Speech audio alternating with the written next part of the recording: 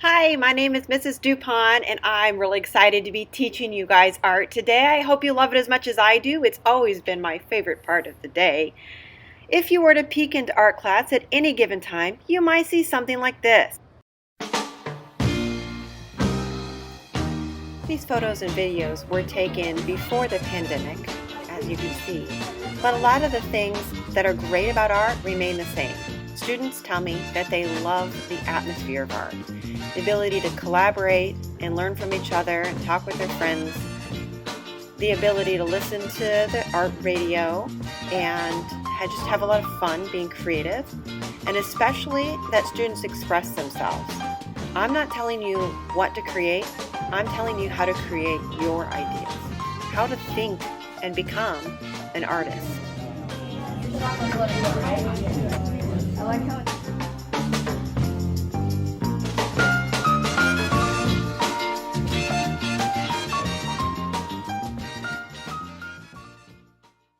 You'll be learning how to draw, how to paint, how to work with ceramics, how to do weaving.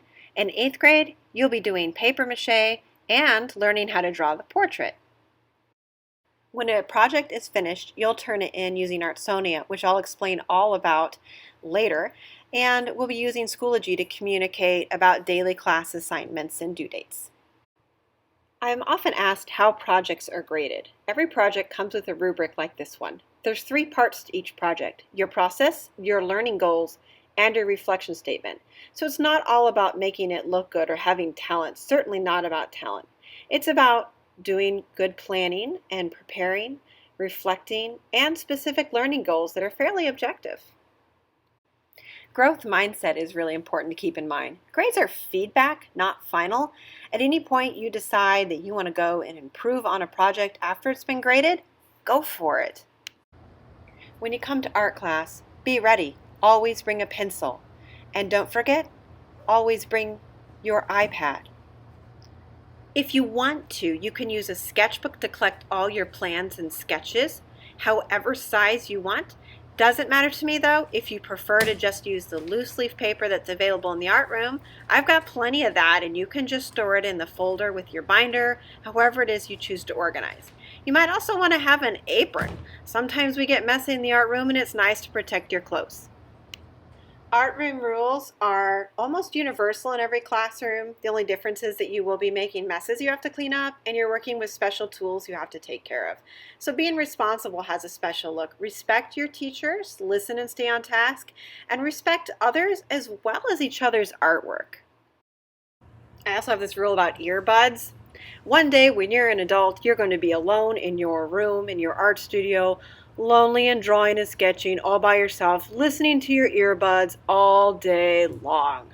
And you're going to miss the days when you were a student and you didn't have to listen to earbuds and could talk to your friends and listen to art radio together. That is why in art class, we don't do earbuds. Consequences for misbehavior are natural. For example, if you're misusing art supplies in ways they're not supposed to be used, then you're going to lose those privileges for the day.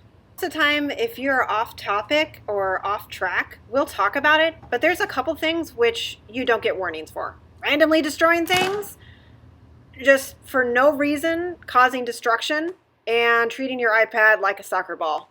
Those are the kind of things which, sorry, but you don't need a warning for. You're going to get an office referral right away. Okay, enough of the bad news. Let's talk about what you'll be doing in art every single day. Every day when you walk in, there'll be a message for you on the smart board that tells you exactly what you should do. Read it, then you'll know. Then you head over to these tall shelves where you'll have a nice place to put your book bag away and keep it from getting dirty.